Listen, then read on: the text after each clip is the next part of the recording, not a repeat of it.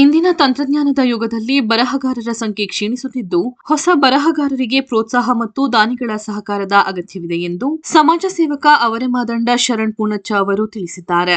ನಗರದ ಪತ್ರಿಕಾ ಭವನದಲ್ಲಿ ಹೊಸ ವರ್ಷದ ಪ್ರಯುಕ್ತ ಕೊಡವ ಮಕ್ಕಳ ಕೂಟದ 123ನೇ ಪುಸ್ತಕ ಹಾಗೂ ಲೇಖಕಿ ಕರವಂಡ ಸೀಮಾ ಗಣಪತಿಯವರ 3ನೇ ಪುಸ್ತಕ ನೊಂದ ಜೀವ ಬಿಡುಗಡೆ ಕಾರ್ಯಕ್ರಮದಲ್ಲಿ ಅತಿಥಿಗಳಾಗಿ ಪಾಲ್ಗೊಂಡು ಮಾತನಾಡಿದರು. ಸಾಮಾಜಿಕ ಜಾಲತಾಣಗಳು ಪ್ರಭಾವ ಬೀರಿರುವ ಈ ಯುಗದಲ್ಲಿ ಬರಹಗಾರರನ್ನು ಗುರುತಿಸುವುದು ಅಪರೂಪವೆನಿಸಿದೆ.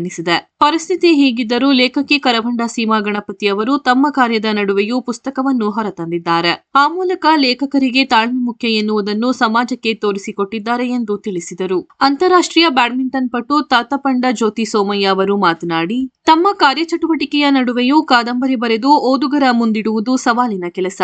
ಓದುಗರ ಸಂಖ್ಯೆ ಕಡಿಮೆ ಇದ್ದರೂ ದಾನಿಗಳು ಲೇಖಕರಿಗೆ ಪ್ರೋತ್ಸಾಹ ನೀಡುತ್ತಿರುವುದು ಶ್ಲಾಘನೀಯ ಎಂದರು.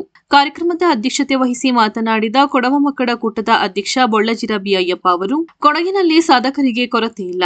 ಇಲ್ಲಿ ಇತಿಹಾಸ ನಿರ್ಮಿಸಿದ ದೊಡ್ಡ ಸಂಖ್ಯೆಯ ಸಾಧಕರಿದ್ದಾರೆ. ಇವರುಗಳ ಇತಿಹಾಸವನ್ನು ಸಂಗ್ರಹಿಸಿ ಪುಸ್ತಕದ ರೂಪದಲ್ಲಿ ದಾಖಲಿಸಬೇಕು. ಇದು ಶೋಧಕರಿಗೆ ಸಹಕಾರಿಯಾಗಲಿದೆ. ಈ ಕಾರ್ಯಕ್ಕೆ ಬರಹಗಾರರು ಮುಂದಾದಲ್ಲಿ ಕೊಡವ ಮಕ್ಕಳ ಕೂಟ ಸಂಪೂರ್ಣ ಸಹಕಾರ ನೀಡಲಿದೆ ಎಂದು ಭರವಸೆ ನೀಡಿದರು. ಜಿಲ್ಲಾ ಕೇಂದ್ರ ಮಡಿಕೇರಿಯಲ್ಲಿರುವ ಸೈನಿಕರ ಪ್ರತಿಮೆಗಳಿಗೆ ಕೆಲವರು ಹೂವಿನ ಹಾರವನ್ನು ಹಾಕಿ ಕಾರ್ಯಕ್ರಮದ ನಂತರ ಅದನ್ನು ತೆಗೆಯದೆ ಅಪಮಾನ ಮಾಡುತ್ತಿದ್ದಾರೆ ಎಂದು ಬೇಸರ ವ್ಯಕ್ತಪಡಿಸಿದ ಬೊಳ್ಳಜಿರ ಬಿ ಅಯ್ಯಪ್ಪ, ಹೂವಿನ ಹಾರಗಳನ್ನು 2-3 ದಿನಗಳು ಕಳೆದರೂ ತೆಗೆಯದೇ ಇರುವುದರಿಂದ ಸೇನಾನಿಗಳಿಗೆ ಗೌರವ ಸಲ್ಲಿಸುವ ಬದಲು ಅಪಮಾನ ಮಾಡಿದಂತಾಗುತ್ತದೆ. ತೋರ್ಪಡಿಕೆಯ ಗೌರವ ಬೇಡ ಎಂದು ಅಸಮಾಧಾನ ವ್ಯಕ್ತಪಡಿಸಿದರು. ನೊಂದ ಜೀವ ಪುಸ್ತಕದ ಲೇಖಕಿ ಕರವಂಡ ಸೀಮಾ ಗಣಪತಿ ಮಾತನಾಡಿ, ಓದುಗರ ಸಂಖ್ಯೆ ಹೆಚ್ಚಾದರೆ ಬರಹಗಾರರ ಸಂಖ್ಯೆ ಹೆಚ್ಚಾಗುತ್ತದೆ. ಲೇಖಕರು ತಮ್ಮ ಚಟುವಟಿಕೆಯ ನಡುವೆಯೂ ಬರಹಗಳಿಗೆ ಒತ್ತು ನೀಡುತ್ತಾರೆ. ಅದಕ್ಕೆ ಓದುಗರ ಸಹಕಾರ ಅಗತ್ಯ ಎಂದರು. ಕೊಡವ ಮಕ್ಕಳ ಕೂಟದ ಪ್ರಧಾನ ಕಾರ್ಯದರ್ಶಿ ಪುತ್ತರಿರ ಕರುಣ್ ಕಾಳಯ್ಯ ಮಾತನಾಡಿ, ನೊಂದ ಜೀವ ಪುಸ್ತಕವು ಹೆಣ್ಣು ಮಕ್ಕಳ ಜೀವನದ ಕಥಾ ಹಂದರವನ್ನು ಒಳಗೊಂಡಿದೆ. ತಾಯಿಯಲ್ಲದೆ ತಾನೊಬ್ಬಳೇ ಸಮಾಜ ಹಾಗೂ ಕುಟುಂಬದ ಸವಾಲುಗಳನ್ನು ಎದುರಿಸುವ ಕುರಿತು ಪುಸ್ತಕದಲ್ಲಿ ಮನೋಜ್ಞವಾಗಿ ಚಿತ್ರಿಸಲಾಗಿದೆ. ಮುಂದಿನ ದಿನಗಳಲ್ಲಿ ಮತ್ತಷ್ಟು ಪುಸ್ತಕಗಳು ಹೊರಬರುವಂತಾಗಲಿ ಎಂದು ಹಾರೈಸಿದರು.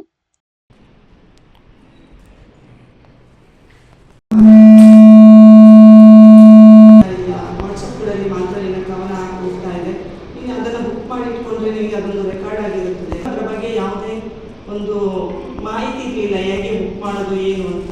ಅವರು ಪುಸ್ತಕ ಮಾಡಲಿಕ್ಕೆ ಎಲ್ಲ ಥರದ ಸಹಾಯವನ್ನು ಮಾಡಿದರು. ಹಾಗೆ ಇದು ನನ್ನ 3ನೇ ಪುಸ್ತಕಕ್ಕೆ ಸಹಾಯ ಮಾಡಿದ ಎಲ್ಲ ದಾನಿಗಳಿಗೆ ನಾನು ಮೊದಲು ಧನ್ಯವಾದಗಳನ್ನು ಅರ್ಪಿಸ್ತೇನೆ. ಓದುವರ ಸಂಖ್ಯೆ ಜಾಸ್ತಿ ಆದ ತಕ್ಷಣ ಬರಹಗಾರರ ಸಂಖ್ಯೆ ಕೂಡ ಜಾಸ್ತಿ ಆಗ್ತಾ ಇದೆ.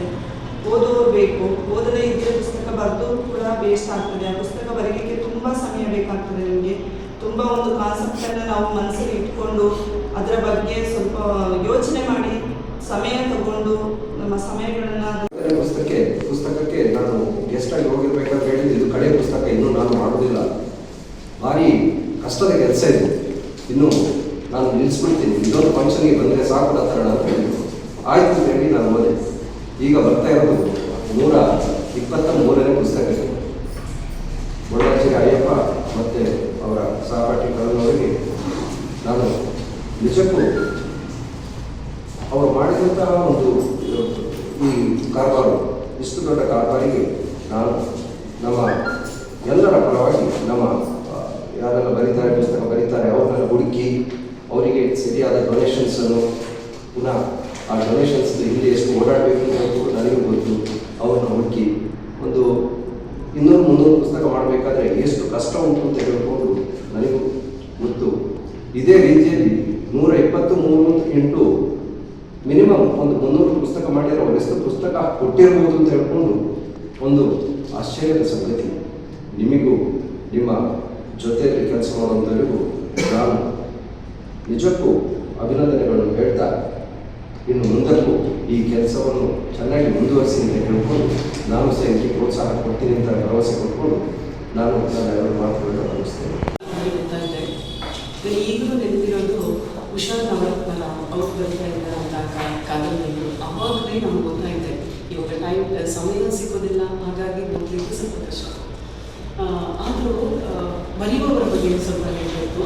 ಸೀಮಾ ಅವರ ಮನೆಗೆ ಪರಿಚಯ ಆಗಿರೋದು 2 ವರ್ಷದ ಹಿಂದೆ. ಅವಳನ್ನ ಆನಂತರ ನಾವು ನೋಡ್ತಾ ಇದ್ದೇವೆ, ತುಂಬ ಬ್ಯುಸಿ ಲೇಡಿ. ಶಾಲೆಯಲ್ಲಿ ಶಿಕ್ಷಕಿಯಾಗಿದ್ದಾಳೆ. ಆಲ್ ಇಂಡಿಯಾ ರೇಡಿಯೋದಲ್ಲಿ ಹೋಗಿ ನ್ಯೂಸ್ ಓದ್ತಾಳೆ. ಹಾಗೆ ಪ್ರತಿಯೊಂದು ಕೆಲಸದಲ್ಲೂ ಸಹ ಅಷ್ಟೊಂದು ಬ್ಯುಸಿಯಾಗಿರುವ ಸೀಮಾ ಅವರು ಒಂದು ಕಾದಂಬರಿ ಬರೆದಿದ್ದು ಅಂತ ಹೇಳುವಾಗ ನನಗೆ ಆಶ್ಚರ್ಯ ಆಯಿತು. ಯಾಕೆಂತ ಹೇಳಿದರೆ ಕವನ ಸಂಕಲನ ಬರೆಯೋದಾದರೆ ಒಂದು ಚಿಕ್ಕ ಒಂದು ಸ್ಟಾಪ್ ಸಿಕ್ಕುವಂತಹ ಒಂದು ಚಿಕ್ಕ ಕೆಲವು ಗೆರೆಗಳಲ್ಲಿ ಬರೆಯುವಂಥದ್ದು ಇರ್ಬೋದು. ಆದರೆ ಒಂದು ಕಾದಂಬರಿ ಬರೆಯಬೇಕಾದ್ರೆ ಅಷ್ಟು ಟೈಮ್ ಬೇಕು, ಅದರ ಬಗ್ಗೆ ಮುಂದೇನು ಬರಬೇಕು ಅಥವಾ ಅದನ್ನು ಪ್ಲ್ಯಾನ್ ಮಾಡಿಕೊಂಡು ಬರಬೇಕಾಗುತ್ತೆ. ಕೊನೆಗೆ ಅದನ್ನು ನಿಲ್ಲಿಸುವಲ್ಲೂ ಕೂಡ ಸರಿಯಾಗಿ ನಿಲ್ಲಿಸಿದ್ರಲ್ಲಿ ಆ ಓದುಗರಿಗೆ ಒಂದು ಖುಷಿಯಾಗುತ್ತೆ, ಓದಿದಕ್ಕೂ ಒಂದು ಸಾರ್ಥಕ ಆಗುತ್ತೆ.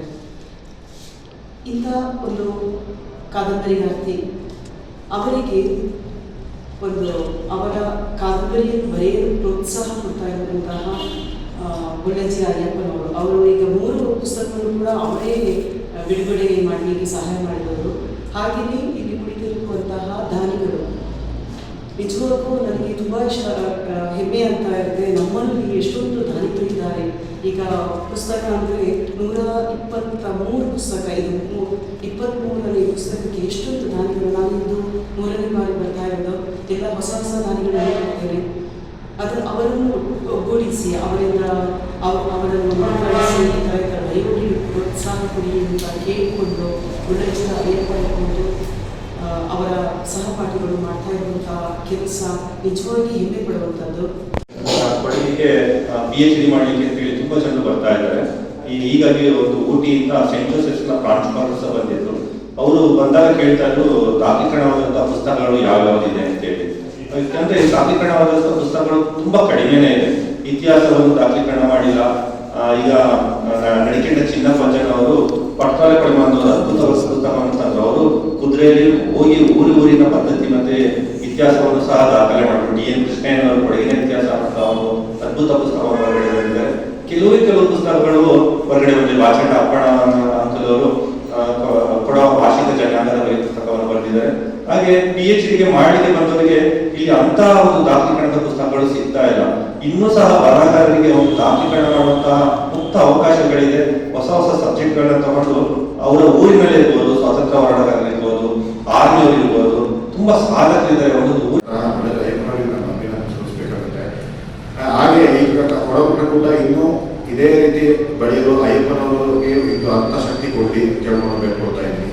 ಅದೇ ಇಂದಿನ ಪುಸ್ತಕಕ್ಕೆ ಕಾರಣದಂತ ಬರಹಗಾರ್ತಿ ಶ್ರೀಮತಿ ಕರವಡ ಸೀಮಗಣಪತಿಯವರ ನೊಂದ ಜೀವ ಅಂದರೆ ಒಂದು ಹೆಣ್ಣಿನ ಕಥೆಯ, ಒಂದು ನೋವಿನ ಕಥೆಯ ಹಿಂದಿನ ಕಥೆಯನ್ನು ಒಂದು ಎಳೆದು ಬರುವಂತಹ ಒಂದು ಪುಸ್ತಕ ಆಗಿದೆ.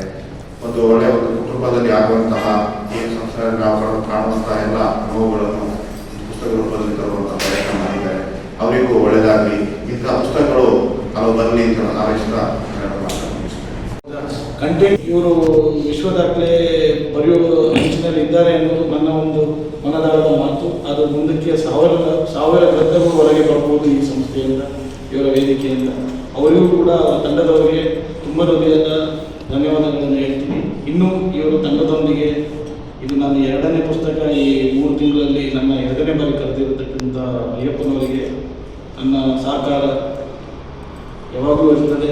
ಒಳ್ಳೆಯ ಕೆಲಸದಲ್ಲಿ ನಾವೆಲ್ಲ ಕೈ ಜೋಡಿಸೋಣ. ಎಲ್ಲರಿಗೂ ಈ ಮಾತನಾಡಿದ ವೇದಿಕೆ ಮೇಲೆ ಇರ್ತಕ್ಕಂಥ ಎಲ್ಲ ಗಣ್ಯರಿಗೂ ಅಭಿನಂದನೆ ಹೇಳ್ತಾ, ಮಾಧ್ಯಮ ಮಿತ್ರರಿಗೂ ಕೂಡ ಹೊಸ ವರ್ಷದ ಶುಭಾಶಯ ಮತ್ತೊಮ್ಮೆ. ಎಲ್ಲರಿಗೂ ಒಳ್ಳೆಯದಾಗಲಿ. ಜೈ ಹಿಂದ್, ಜೈ